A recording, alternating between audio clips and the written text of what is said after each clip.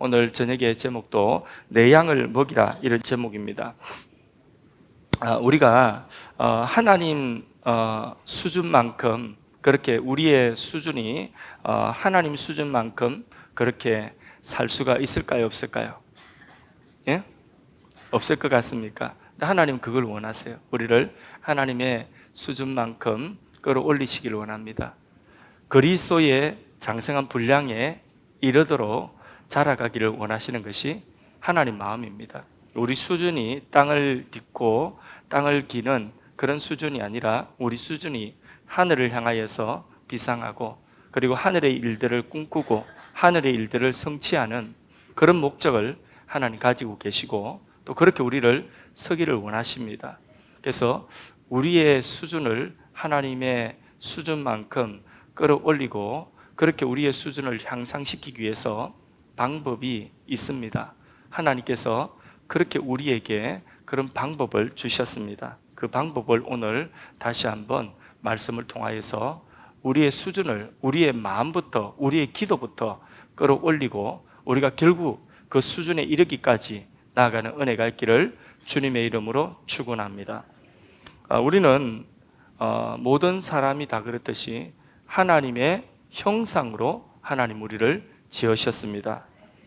그래서 하나님의 형상이라고 하는 것은 하나님의 이미지, 하나님의 그 형상, 모양, 하나님 모양이 없지만은 하나님이 형상, 하나님의 그 모양으로 우리를 지으셨다고 해서 그 하나님의 형상 모양은 뭐냐 하면 바로 하나님의 그 인격과 우리의 인격이 함께 교제할 수 있고, 하나님의 성품이 우리의 성품이 되게 하고, 하나님이 하시는 일들이 우리의 일들이 되게 하시는 그런 존재로 하나님의 형상으로 우리를 지으셨습니다. 할렐루야. 그래서 우리는 하나님이 처음 창조하시는 창조부터 하나님의 형상으로 지으셨다고 했기 때문에 하나님의 수준만큼 우리가 살도록 해야 되는 것입니다. 이게 허황된 꿈이 아니라 성경대로 살면, 하나님 말씀대로 살면 우리가 하나님의 수준만큼 하나님의 수준으로 그렇게 우리가 살아갈 수 있습니다.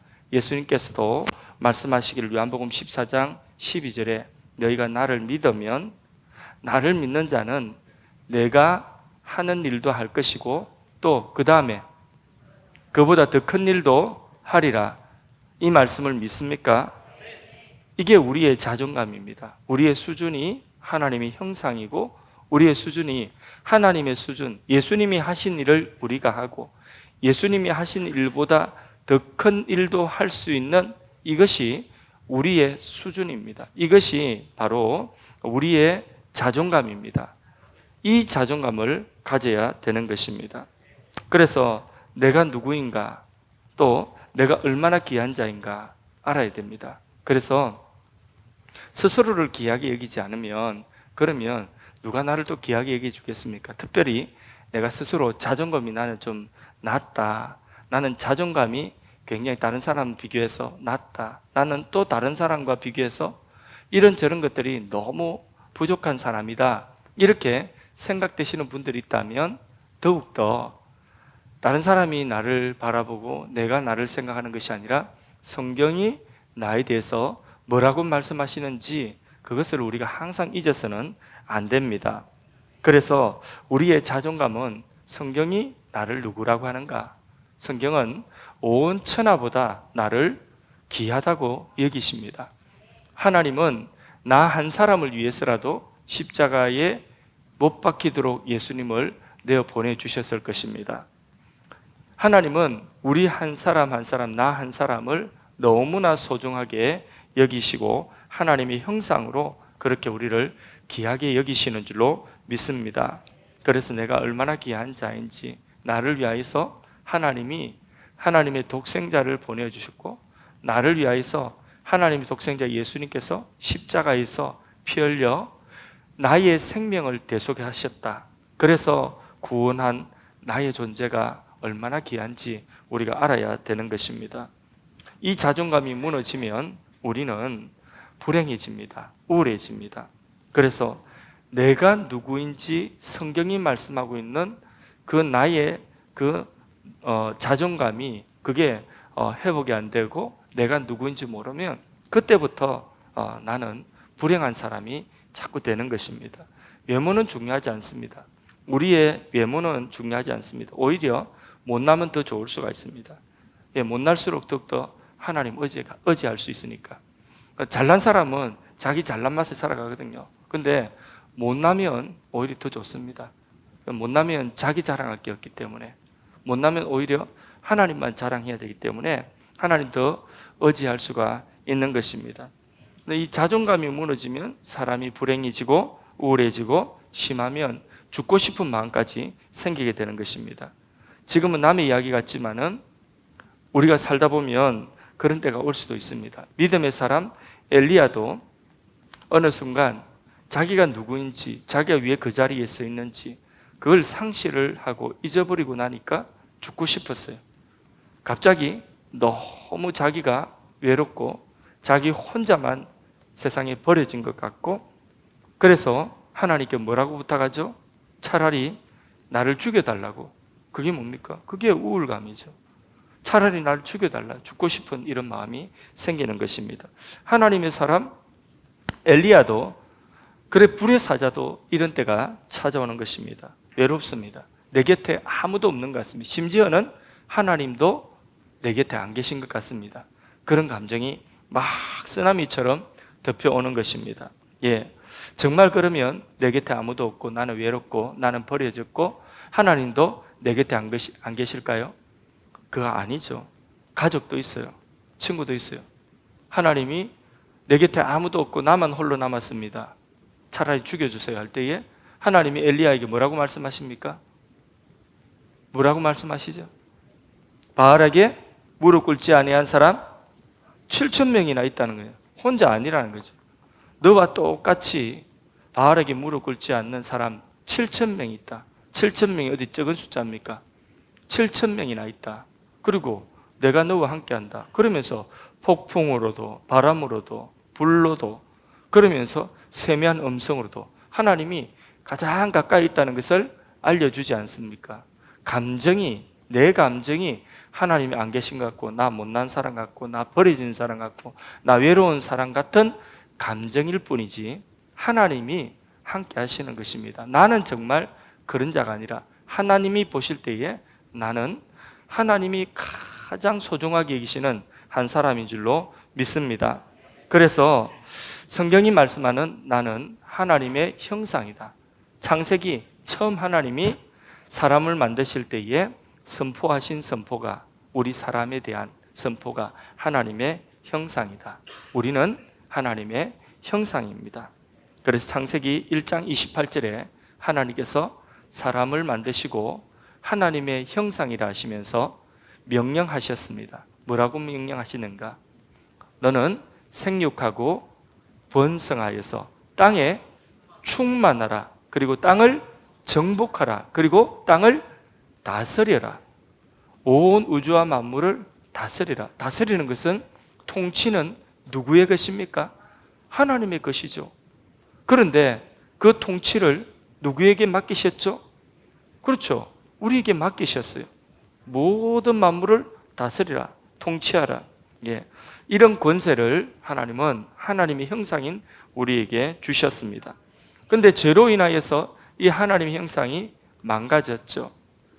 이 하나님의 형상이 망가졌지만은 이 하나님의 형상, 망가진 형상을 회복하시기 위하여서 누가 오셨습니까?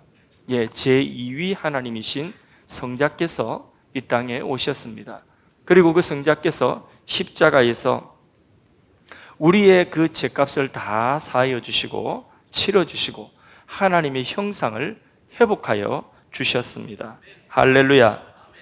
그래서 갈라디아 3장 14절 말씀에 보면 그리스도 예수 안에서 이제는 아브라함의 복이 이방인들에게, 오늘 우리들에게 아브라함의 복이 믿는 우리에게 회복되도록 하셨습니다.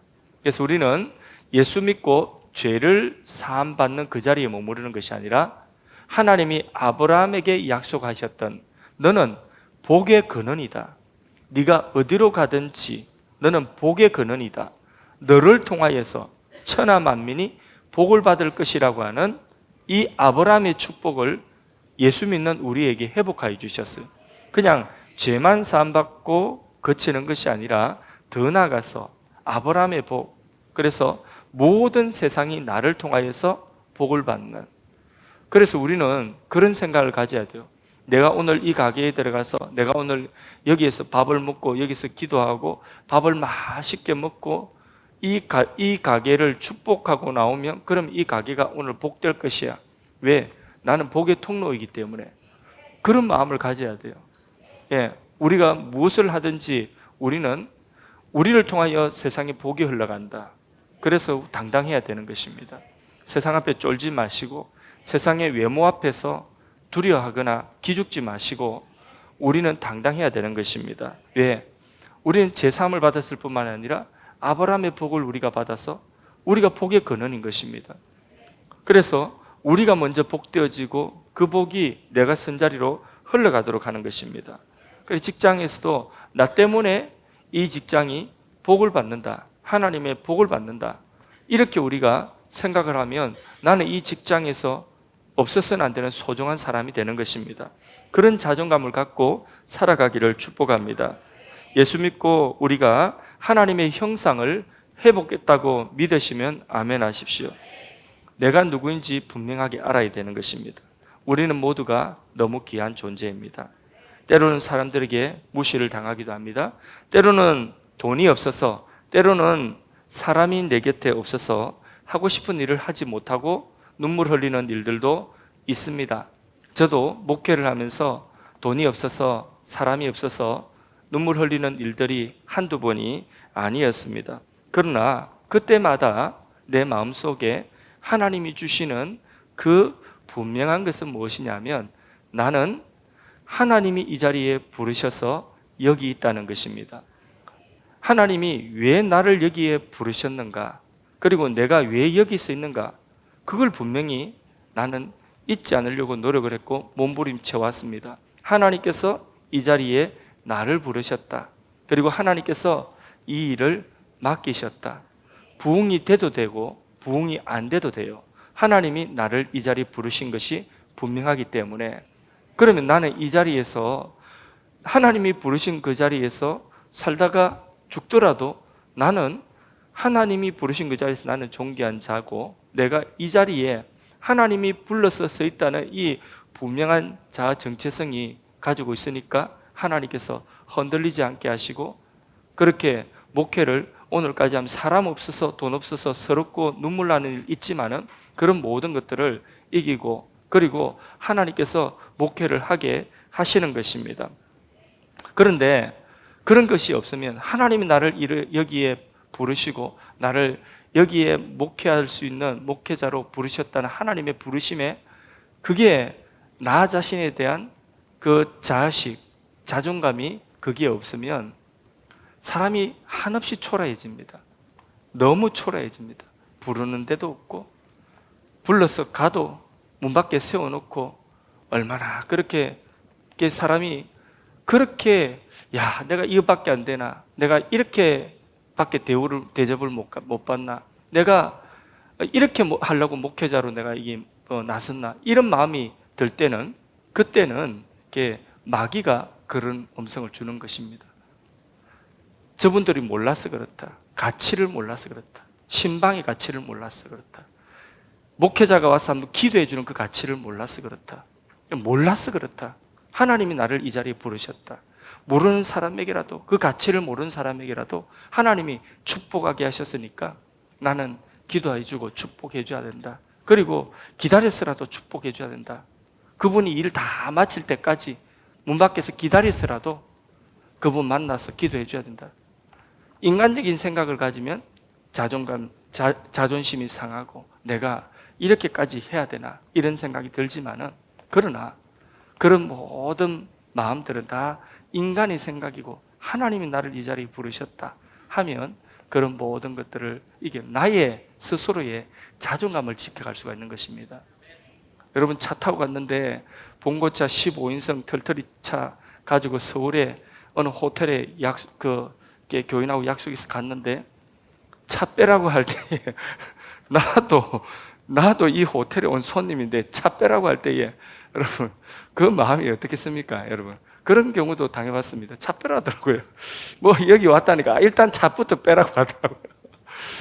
예. 그런데 내가 이렇게 하려고 이런 이렇게 수모를 이런 무시를 내가 당하려고 목회자로 부름받았나 이런 생각을 해버리면 거기 내가 초라해지는 거죠. 그런데 그게 아니라 하나님이 나를 부르셨고 나는 하나님의 말씀을 전하는 목회자다. 그리고 한 사람이든 10사람이든 하나님이 내게 맡겨주신 양무리들을 치게 하셨다. 그 마음에 내가 이렇게 부흥이 되든 요 10사람을 데리고 목회를 하다가 하나님 부르셔서 천국에 가든 나는 하나님이 부르신 자이다 하는 이 자기 자존감이 분명하지 않으면요, 그러면 기분 따라 헷가닥하고 기분 따라 좋았다가 나빴다가 이렇게 하다가 그냥 마는 것입니다. 여러분 우리가 누구인지 분명하게 알아야 됩니다. 우리는 너무나 귀한 존재입니다. 돈이 없어, 사람이 없어, 나는 못한다 그게 아니라 하나님이 이 자리에 나를 부르셨다는 것을 확실히 믿고, 그리고 하나님께서 이 자리에 부르신 이유가 분명히 있다는 것을 확실히 믿으시기를 바랍니다. 바로 여기 이 자리를 주님의 이름으로 땅을 정복하고 다스려서 뭐가 되라는 거죠? 복의 통로가 되라는 거죠. 너는 복의 근원이다. 내가 가는 곳마다 복되다. 어떤 분이 그러더라고요. 목사님 복도 많다고. 그 복이 많다는 게 뭐냐? 복이 많냐? 우리 가족들이 이렇게 많이 오고 우리 가족들이 다 이렇게 힘을 쓰는 가족들이 이렇게 많이 오니까, 그러니까 목사님은 복이 있다. 근데 제가 그 말을 들으니까 약간 뭔가가 이게 잘못된 것. 그래서 제가 딱 받아서 이야기했습니다. 예. 누가 복된지는 두고 봅시다. 내가 복된지 당신이 복된지 두고 보자고. 저는 마음속에 물론 하나님이 성도를 보내주셔서 복된 것도 있지만은, 그러나 저는 분명하게 생각하고 우리 교회에 오신 분들은 복되다. 하나님이 저를 통해서, 하나님이 주시는 우리 교회를 통해서, 우리 공동체를 통해서 이 우리 교회에 오시는 모든 분들이, 그분이 대통령이라도, 그분이 어떤 분이라도, 재벌이라도 우리 교회에 오신 것 자체가 영적으로 오히려 그분이 복받았다. 저는 그것을 확실히 믿습니다. 그런 거 없으면 높은 사람 오고 큰 사람 오고 사람 많이 데리고 오고 이러면요, 제가 그 앞에서 작아져야 되고 한이 없이 그 앞에서 내가 그분들 비율을 맞춰야 되고 그럴 것 아니겠습니까? 제가 비유 맞추면서 어떻게 목회를 하겠습니까? 하나님 주신 말씀을 당당하게 선포해야 되죠. 하나님이 이 강단은, 바로 여기 세운 이 강단을 통해서 하나님께서 은혜를 흘러가게 하시고 복을 흘러가게 하시고, 우리 교회 공동체, 우리 식구라고 한다면, 영적인 가족이란다면 틀림없이 여기서 흘러나오는 말씀과 은혜, 여기서 하늘을 향하여 기도할 때 하늘이 열어주시는 그 은혜를 받아야지, 그래 우리 성도들이 복을 받고 누린다는 것을 저는 확신합니다. 그래서 제가 못났지만은, 제가 부족하지만은, 그러나 분명한 것은 하나님께서 저를 통해서 우리 교회에서는 하나님이 반드시 우리 성도님들에게 은혜가 흘러가게 하신다. 그것을 분명하게 믿기 때문에 제가 인간적으로 교만하고 그런 것이 아니라 하나님 앞에 영적으로 나는 복의 통로다. 나만 그렇게 생각하지 마시고 우리 모두가 가정에서, 직장에서 나는 복의 통로다. 하나님이 나를 통하여서 이 직장에, 우리 가정에, 우리 가문에 하나님 복을 주신다. 그런 분명한 자아식을 가질 수 있기를 바랍니다. 그래서 우리의 신앙과 우리의 교회가 지금 당장 눈에 볼 때에 뭐가 잘 되고 뭐가 형통하고 뭘 많이 가지고 그런 것들도 우리에게 기쁨을 줄 수 있지만, 제일 중요한 것은 뭐냐면 분명한 나의 자아식과, 그리고 하나님이 나를 통하여서 은혜가 내 안에 충만케 하시고 그 은혜가 흘러가도록 하는 것이 가장 중요한 것입니다. 은혜가 뭡니까? 은혜라고 하는 것은 하나님이 누구시며 내가 누구인지를 알면 거기서 은혜 다 됩니다. 안 그렇습니까? 집사님 맞죠? 하나님이 누구신가, 그리고 내가 누구인지 알면 그 은혜가 다 되는 것입니다. 하나님이 누구신가? 그렇게 크신 영화로우신 하나님이 못나고 못난 나를 택하여 부르시고 이 자리에 세워주신 그런 하나님이시며, 그러면 거기서 모든 것이 다 은혜가 되는 거예요. 내가 어떤 자리에서 부름받았고 내가 어떤 사람인데 하나님께 부름받았다. 근데 나를 부르신 하나님은 누구다? 이것만 바로 알아도 우리는 항상 은혜가 있어야 되는 것입니다. 그러나 이런 은혜를 우리가 잃어버리고 하나님이 누구신지 잃어버리고 내가 누군지 그것을 잊어버리면 그때부터는 불평이 나옵니다. 그때부터는 작은 것 하나도 견디지 못합니다. 상처가 됩니다. 찬양을 잘하지 못해도 이 자리에 설 수 있습니다. 설교를 잘 못해도 이 자리에 설 수 있습니다. 오히려 부족한 사람이 더 은혜로울 수가 있습니다.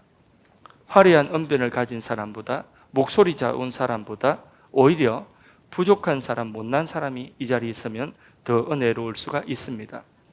은혜를 이길 장사는 없어요. 우리 신앙의 세계에서 은혜하면 다 되는 것입니다. 예, 은혜 되면 다 됩니다. 근데 아무리 박사라도 은혜 안 되면 그 목사님이 신뢰받지 못합니다. 예, 아무리 찬양을 잘해도 은혜 받지 못하면 그러면 그 찬양이 은혜가 안 되면 아무 소용이 없습니다. 그냥 냉랭하게 울리는 꽹과리 소리에 불과한 것입니다. 그러니까 설교를 좀 못해도 괜찮고 찬양을 좀 못해도 그래도 그거는 괜찮아요. 그런데 그 모든 것들을 다 덮을 수 있는 것은 뭐가 있느냐? 은혜입니다. 은혜가 있어야 돼요. 은혜. 찬양하시는 분도 은혜가 있어야 되고 목회자도 설교하는 사람도 은혜가 있어야 되는 것입니다. 그래서 오히려 부족한 사람이 서면 더 은혜로울 수가 있습니다. 잘하는 사람이 서가지고 자기 잘하는 것 자랑하면 은혜가 안 됩니다. 하나님은 자신의 부족함을 알고 겸손하게 하나님 의지하는 자에게 은혜를 주시는 줄로 믿습니다.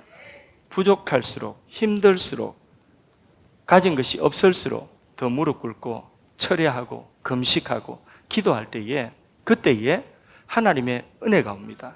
은혜가 오면 마귀도 떠나가고 은혜가 오면 불행도 떠나가고 은혜가 오면 내 안에 비참함도 떠나가고 부정적인 감정도 다 떠나가는 것입니다. 그래서 잘난 것보다 더 중요한 것은 뭐라고요? 은혜다, 은혜. 예, 잘난 것보다 은혜다. 그럼 옆 사람 보세요. 잘났습니까? 은혜롭습니까? 보세요. 예, 좀 보라고 하면 좀 보시고 그러셔요. 예, 끝까지 그러지 마시고. 자, 보세요. 잘났습니까? 아이고 잘났습니까? 아니면 야, 참 은혜롭다 이랬습니까? 한번 이 사람 인사합시다. 은혜의 사람이 됩시다. 예, 예. 잘난 사람은요, 저기 KBS 방송국, SBS 방송국 가면 많아요. 거기 가면 많아요.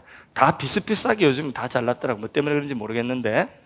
그런데 다 그리 잘난 사람 많은데, 근데 잘난 사람 많지만은 잘난 사람이 은혜 있는 사람을 이기지를 못합니다.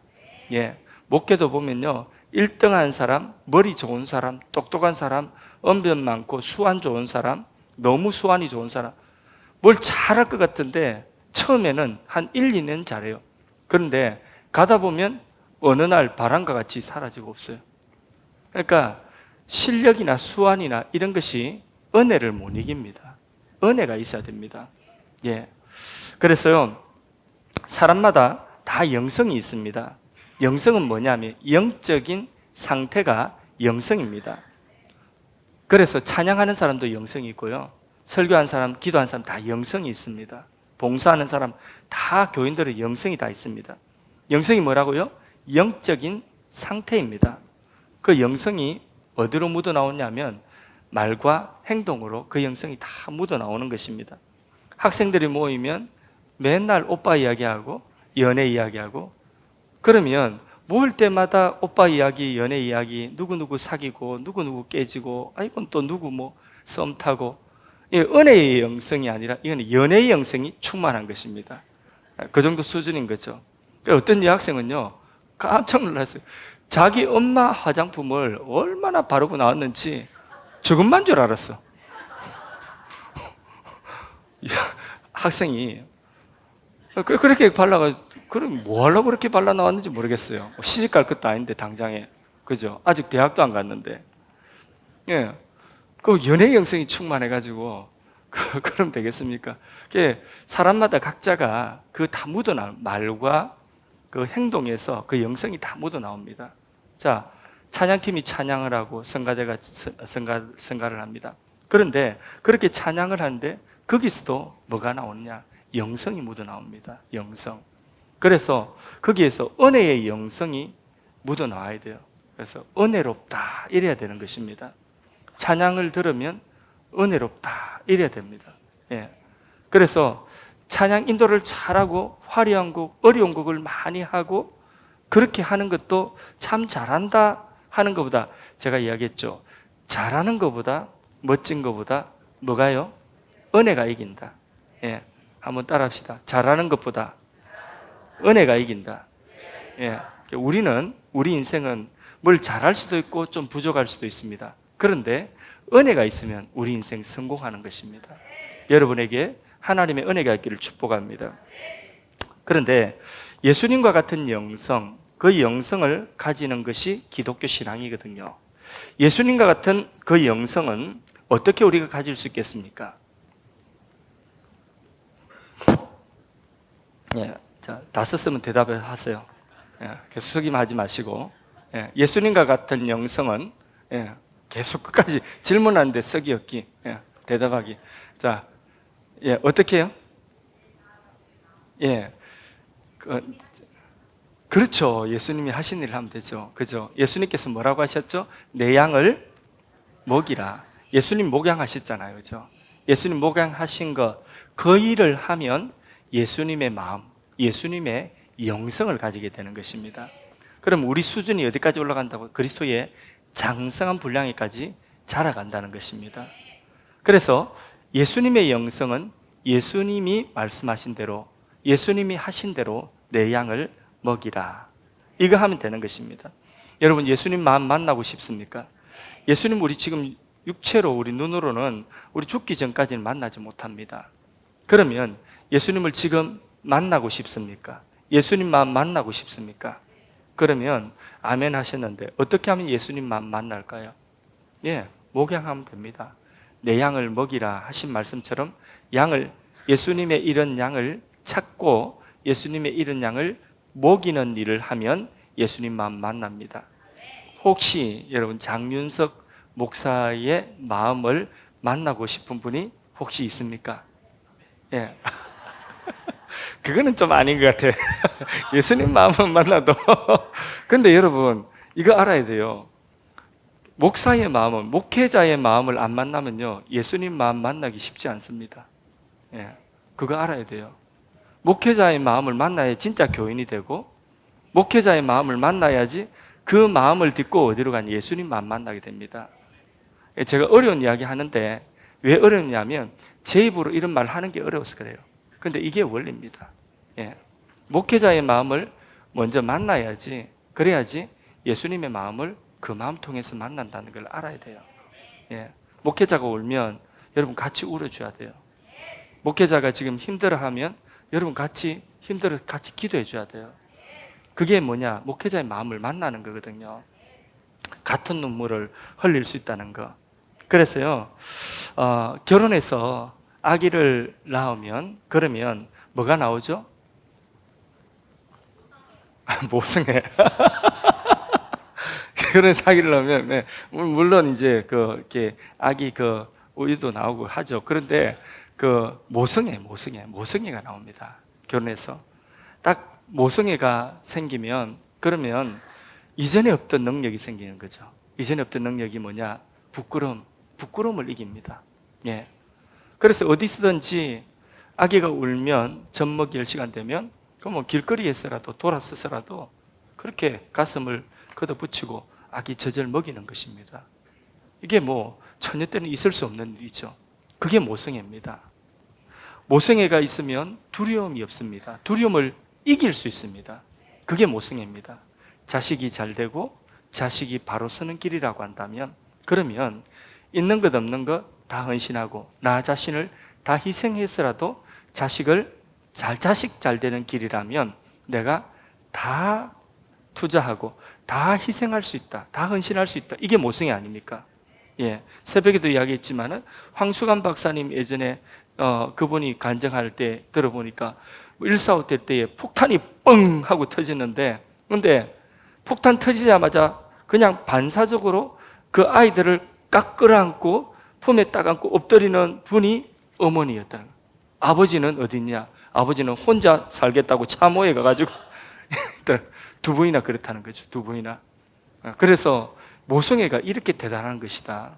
모성애는 두려움도 이기고, 그래서 우리나라가 6.25 전쟁 이후에 폐허더미에서 우리나라 대한민국이 살아나고 부흥되는 데에 이 모성애의 역할이 큽니다. 사실 모성애 때문에 우리나라 대한민국이 많은 자녀들 놓고, 그리고 이 자녀들 잘 되도록 하기 위해서 그 어머니가 희생하고, 믿음의 어머니 같으면 매일 골마루에서 기도하고 그렇게 눈물로 기도한 그것이 바로 뭐냐? 이 나라 대한민국을 세운 거예요. 근데 지금 우리나라 대한민국의 이 모성애가 약해지고 있죠. 그래서 결혼을 안 하려고 하고, 또 결혼을 해도 자녀를 이렇게 놓지 못하는 것이 아니라 안 놓으려고 하고, 자녀를 놓는 것을 전부 다 계산을 해가지고 계산기를 두드리는 거죠. 안 놓으려고 하는 거죠. 모성애가 점점 약해지고 사라져가고 있어요. 그러니까 영국에 지난주에 제가 어떤 그 전문 기관에서 뉴스를 보니까 연구한 그 연구가 그러니까 우리 남한 대한민국의 미래에 대해서 굉장히 어두운 전망을 냈어요. 왜냐하면 인구 절벽, 또 혼자 결혼 안 하고 살려고 하는, 이런 이제 편하게 살려고 하는 사람들이 많다. 지금 상태로 보면 대한민국은 몇 년 안에 미래가 없다. 그렇게 굉장히 어두운 전망을 냈어요. 그게 뭡니까? 모성애가 사라지고 있다는 거죠. 그런 모성애가 사라지고, 이게 사실 대한민국 사회 자체에도 이게 엄청난 재앙입니다. 이게 큰 위기예요. 우리 기독교인뿐만 아니라. 그래서 영적으로도 모성애는 그런 것입니다. 영적으로도 우리 주님께서 생명 바쳐서 그렇게 구원한 한 사람, 그 한 사람 잃어버린 영혼을 찾는 그 영적인 모성애가 있을 때에, 다시 말해서 내 양을 먹이라 하신 그 목양의 비전을 가질 때에, 그때에 교회가 부흥합니다. 근데 이런 모성애, 영적인 모성애, 목양의 비전을 잃어버리면 교회는 쇠퇴하게 되어 있습니다. 교회는 틀림없습니다. 그 교회는 오래 못 갑니다. 점점 쇠퇴하게 됩니다. 그런데 계속 영적 모성을 가지고 다음 세대를 향하여서, 또 잃어버린 양들을 향하여서 계속 전도하고 다음 세대 길러내고, 이런 교회가 부흥되는 거죠. 사회도 마찬가지, 대한민국 사회도. 그러니까 모성애는 아이가 아프면, 아이가 병들면, 아이가 약하면 더 강하게 작용하는 것이 모성애죠. 아파 보세요. 그러면 더 모성애가 강한 거죠. 아이가 얘를 먹여보세요. 아이가 집을 나가보세요. 그러면 그 모성애가 더 강하게 작동하는 거죠. 그 모성의 힘으로 멀리 떠난 탕자가 돌아오게 되는 것입니다. 그래서 가끔은요, 영적으로도 우리 자녀들이 부모를 아프게 할 때가 있습니다.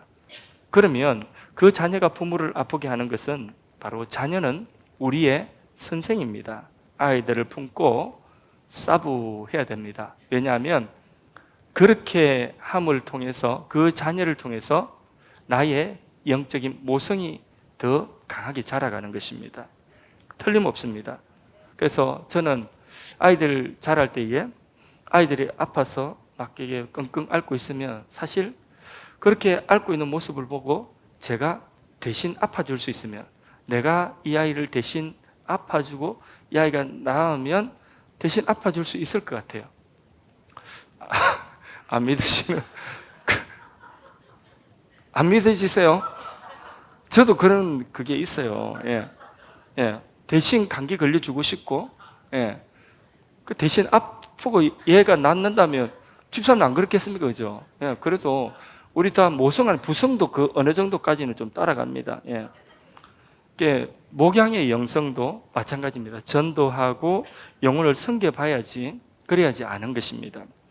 그래서 한 사람을 내가 전도하고 그 사람이 나왔다 안 나왔다 계속 줄다리기를 하면 거기에서 지치는 것이 아니라 내가 그 영혼을 이런 영혼을 찾아서 주님께로 인도를 했다면, 그러면 그 한 사람이 나왔다 안 나왔다 1년을 안 나와도 1년 동안에 내 수첩에서 지우지 않습니다. 그게 모성이에요. 근데요, 우리 교회처럼 막 교인들이 많이 오고 이러면요, 뭐 서로 얼굴도 모르고 이런 상황이면 교인 누가 하나 왔다가 누가 하나 안 나와도 안 나와도 누가 안 나오는지 몰라요. 그러면 그 진정한 그 영적인 그런 어떤 모성이 우리에게 없는 거예요. 안 나오면 그 안 나온 사람이 마음속에 계속해서 있어야 돼요. 저는 요 근래에 등록하신 분들 뭐 이렇게 얼굴 다 모르고, 또 특별히 코로나 팬데믹 그 당시에 마스크 끼고 오셔서 등록하신 분들은 더 몰라요. 특별히 신방을 받지 않은 분들은 잘 몰라요. 예, 신방 안 받은 분은 잘 몰라요. 신방을 받으면 웬만하면 다 압니다. 다 기억하고 자녀들 상황까지도 다 기억하고 압니다. 근데 신방 안 받은 가정들 잘 몰라요. 근데 제가 삼각교회에 있을 때에 제가 전도하고 아니면 그 삼각교회에 있을 때 어렵게 한 사람의 교인이 생긴 그분은요, 지금 안 나와도 그때부터 지금까지 안 나와도 제가 잊지를 못합니다. 왜냐하면 저한테 그런 영적인 모성이 그 사람이 되어 있습니다. 언젠가는 돌아올 거야. 그리고 제 수첩에서 그분들 이름을 지우지 않고 있습니다. 그렇게 언젠가는 돌아올 줄로 믿고, 그게 뭐냐면 한 사람 한 사람의 영혼을 내가 다가가서 그 사람의 영혼을 내가 목양을 하면 그런 마음이 생기게 된다는 것입니다.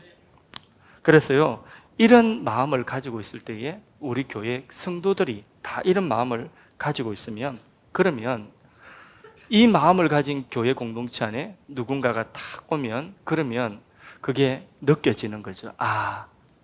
이 교회가 내가 있을 교회구나 하고, 하나님의 품이 마치 탕자가 아버지 집에 돌아왔을 때 아버지의 품이 느껴지고 내가 있을 자리가 이 자리구나 하는 그런 마음의 안도감이, 그 평안이 있는 것처럼 그렇게 은혜가 우리 교회 공동체 안에 있습니다. 우리 모두가, 그래서 우리 교회가 다 하기 좋지 않습니까? 보세요. 주일학교 교사도 하면 되고, 뭐 비전스쿨 교사도 뭐 섬길 수 있고, 또 멘토링, 또 뭐 있습니까? 새가족 섬김이, 또 사랑방 리더, 우리 교회가 계속해서 영혼을 섬길 수 있는 이런 전체의 영적인 인프라가 딱 짜여져 있거든요. 너무 좋은 그런 환경이죠. 근데 그렇게 우리 모든 성도들이 그런 영적인 모성을 가지고 있으면, 바로 목양의 비전을 가지고 있으면 그 마음이 하나님 마음이죠. 그러면 교회 안에 처음 들어오시는 분들이 그 따뜻한 품을 느낄 수가 있는 것입니다. 그게 은혜가 되는 교회인 것입니다. 그런 교회는 화장실에 가도 다 은혜가 되고, 식당에서 밥이 늦게 나와도 은혜가 됩니다. 다 은혜가 됩니다. 예배 시간에 예배 좀 늦게 마치고 밥 먹는 시간 조금 늦게 올라가도, 그래도 아이고 오늘은 특별히 더 밥맛이 좋네, 시장이 반찬이다, 은혜가 되는데, 근데 은혜가 없는 교회는요, 예배 조금 늦게 마치면, 그러면 앞에서 시계를 봅니다. 빨리 마치라고. 어떤 분은 막 기침을, 안 나오는 기침까지 막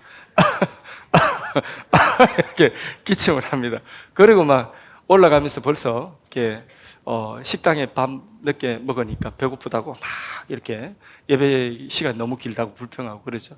은혜가 되면요, 오히려 예배 시간 길면 그게 더 은혜가 되는 것입니다. 시장이 반찬이 되면서 늦게 밥 먹으니까 더 맛있네. 이게 은혜 있는 게, 어떤 교회는 국회 온 것 같습니다. 국회. 무슨 말입니까? 맨날 싸우는 거예요. 맨날 싸우는 거예요. 싸우는 교회. 너무 힘들죠, 그죠? 은혜가 되는 교회는 화장실에 가도 은혜가 되고, 모든 게 싸우지 않습니다. 싸우고 분열하고 남 시기하고 그러지 않습니다. 목양의 영성을 받은 교회는 싸울 일이 없습니다. 서로 섬기고 하니까. 그래야지 마귀가 틈을 타지를 못하는 것입니다. 말로 하는 것이 아니라 이 영성은요, 우리 안에서 바로 이 목양의 영성, 주님이 내 양을 먹이라, 내가 한 사람의 영혼이라도 아끼고 사랑하고 그 영혼을 주님께로 인도하고 그 영혼을 주님 그 영혼의 믿음을 위해서 내가 헌신하는 그런 것이 있으면 그 내 양을 먹이라 하는 그 목양의 영성을 가지고 있으면요, 그러면 교회는 은혜로운 교회가 되는 것입니다. 그게 우리의 영성을 예수님의 영성으로 그렇게 끌어올리는 비결인 줄로 믿습니다. 만일에 한 영혼을 놓고 내가 목숨을 거는 그 정도 영성이라고 한다면, 그러면 가는 곳마다 하나님의 역사가 일어나고 땅을 정복하고 다스리고 땅에 충만한 그런 충만의 역사가 있게 될 것입니다. 예. 그런 영성을 가진 사람이 가정에 있으면 그 가정을, 그 가문을 살려내는 것입니다. 주님의 유언이 뭡니까? 주님의 유언이 베드로에게 하신 유언이 내 양을 먹이랍니다. 가끔씩 교회에서 이벤트를 할 수 있습니다. 예, 그걸로는 마귀가 꿈쩍 안 합니다. 마귀가 교회도 얼마나 흔들려고 노력하는지 모릅니다. 자지도 않고. 그런데 교회 행사하고 이벤트 가지고는 절대로 그 교회에 마귀가 놓아주지 않고 계속해서 마귀 꿈쩍도 안 합니다. 주일학교 사역을 인정으로 하려고 하고 뭐 과자로 달래가지고 아이들 뭐 하려고 한다? 절대로 그 사역 변하지 않고 아이들도 변하지 않습니다. 그래서 초등학교에서 중학교 올라가면 아이들이 우수수 떨어집니다. 중학교에서 고등학교 올라가면 우수수 떨어집니다. 고등학교 청년부 올라가면 우수수 다 떨어집니다. 그 이유가 뭔지 아십니까? 그거는 양육을 안 해서 그래요. 양을 먹이지 않아서 그래요. 양을 먹여서 건강한 체질이 되고 영적으로 건강한 체질이 되고 영적인 DNA가 거기 이식되어 있으면 절대 안 떠납니다. 양을 안 먹여서 그래요. 목양을 하면 이 자녀들이 떠나지 않습니다. 젖을 먹었으면 떠나지 않습니다. 이벤트를 했으면 떠납니다. 그러니까 교사들이 이 목양의 영성을 가져야 되는 것입니다. 예, 내 자식이라고 생각하고 길러야 되는 것입니다. 그래서 뭐 과자 가지고 뭐 이런 행사 가지고 절대로 사람 안 변합니다. 제가 자랐던 교회, 부산의 서북교회 시스템은 주일학교 때부터 딱 목양의 시스템입니다. 그러니까 1년마다 반이 바뀌는 게 아닙니다. 그러니까 자기가 전도한 학생을 자기가 전도해가지고 딱 교회 개척하는 거 똑같습니다. 아무도 학생을 안 줍니다. 그냥 자기가 나가서 길거리 전도해가지고 한 사람 데려가지고 자기 반 만듭니다. 그리고 그렇게 해서 계속해서 신방하고 전도해서 자기 반 만들어가는 것입니다. 그래가지고 1학년에서 2학년 올라간다고 2학년 반으로 그렇게 월반해가지고 다른 선생님 떼주는 것이 아니라 그분이 1학년에서 6학년 다 졸업할 때까지 그분이 다 그렇게 그 통반이에요. 통반. 어쩌면 비체계적인 것처럼 보이는데 그게 뭐냐면 영성이 거기 흘러가기 때문에 교육은 체계적으로 조금 덜하는 것 같아도 거기 사람이 자라나요. 그리고 그 아이들이 또 어디로 갔냐면 그 아이들이 중간반, 중등부, 고등부 올라가면 그 아이들이 중간반이라 그 선생님이 속한 주일학교 선생님, 교사가 속한 그 구역에 편입이 되는 거예요. 그리고 그 구역 안에서 역시 자라가지고 나중에 성인이 돼도 그 구역 식구가 되는 거죠. 그리고 거기에서 목사님도 나오고 장로님도 나오고 교회 중직들이 나옵니다. 그러니까 그 구역장님 교사가 구역장님이 머리 희끗희끗한 구역장님이 주일학교를 하는데 주일학교 학생이 제일 많아요. 수백 명 됩니다. 그러니까 그 안에 흐르는 것은 뭐냐면 거기에 그 권사님 그러면 그 교사는 뭘 먹느냐? 거기 교회는 딴 거 없습니다. 목사님이 주일날 설교한 그 설교를 받아져가 그거 가지고 공과를 만듭니다. 그러니까 그 공과 가지고 아이들 신방하고 그 공과 가지고 아이들 가르치고 부장 선생님 그 공과 가지고 설교하고 그러니까 목사님이 설교하는 그 설교 말씀 가지고 교회 전체가 어린아이까지 다 움직이고 그렇게 어릴 때부터 데리고 오니까 그러니까 이 아이들이 길거리에서 전도한 아이들이 나중에 목사님이 되고요.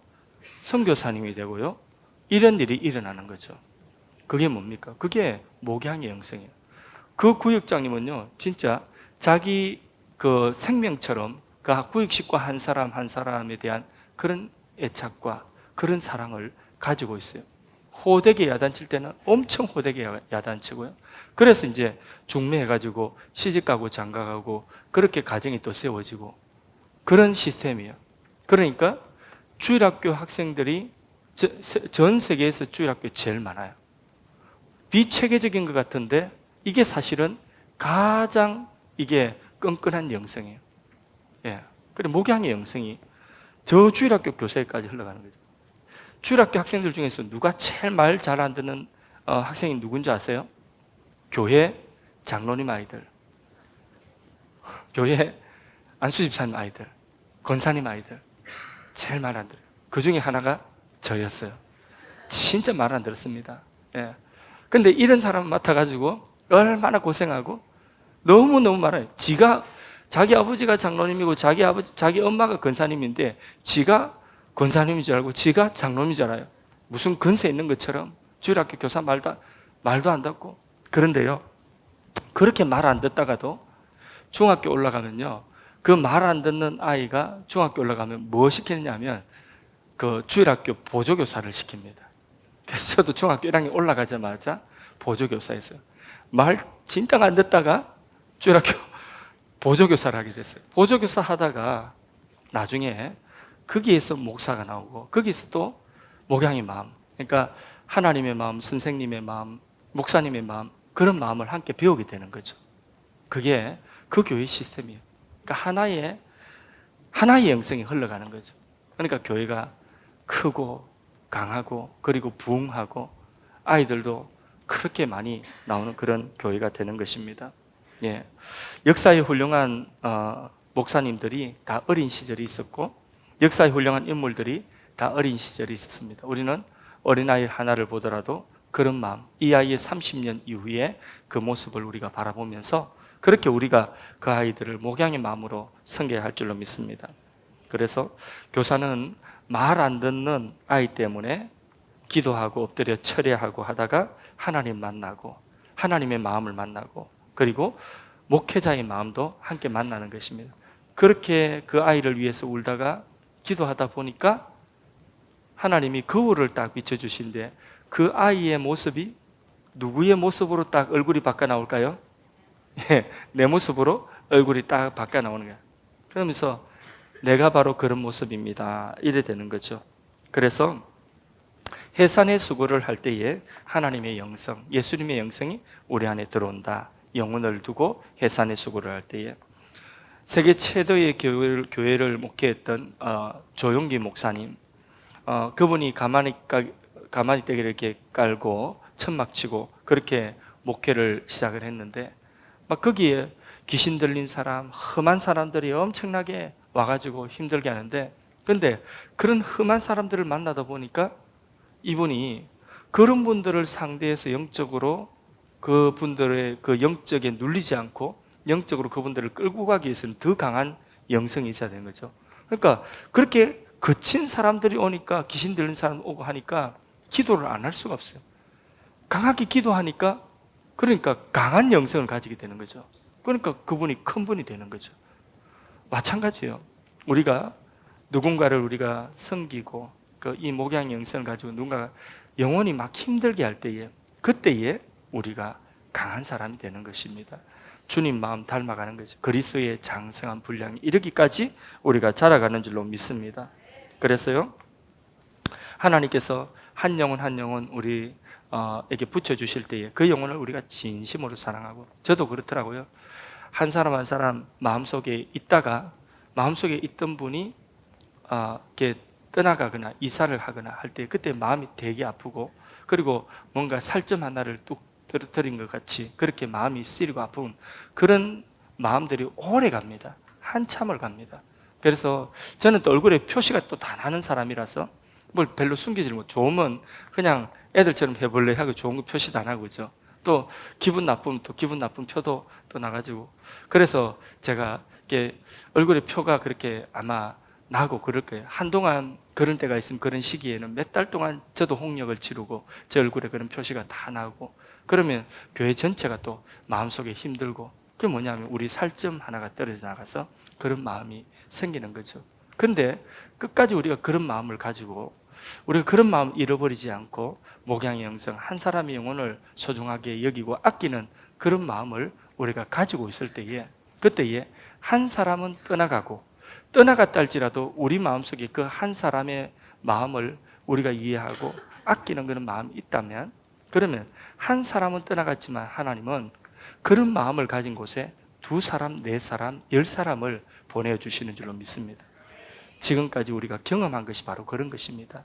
우리 앞으로도 이 목양의 영성을 우리가 가져서 그리스도의 장성한 분량에 이르기까지 예수님의 마음도 그 영혼을 섬길 때에 우리가 전도할 때에 전도한 영혼을 우리가 멘토하고 또 리더를 하고 교사를 하고 섬길 때에 그리고 우리가 그 일에 직접은 할 수 없다면 바쁘다면 그 일을 하는 사람들에게 우리가 기도로 지원하든지 또 물질로 지원하든지 아니면 또 다른 어떤 것으로 우리가 간접적으로 그 일에 목양 일에 동참할 때에 그때에 우리의 신앙이 첫째 자라가서 하나님의 형상, 하나님의 그 수준에 이르게 될 것이고 그리스도의 장성한 분량에 이르게 될 것이고 그런 마음을 가진 그런 영성을 가진 우리 교회 안에 오시는 분들이 하나님 아버지의 그 마음을 예수님의 마음을 만나게 될 것입니다. 누구를 통하여? 바로 그런 영성을 가진 우리를 통하여. 아멘.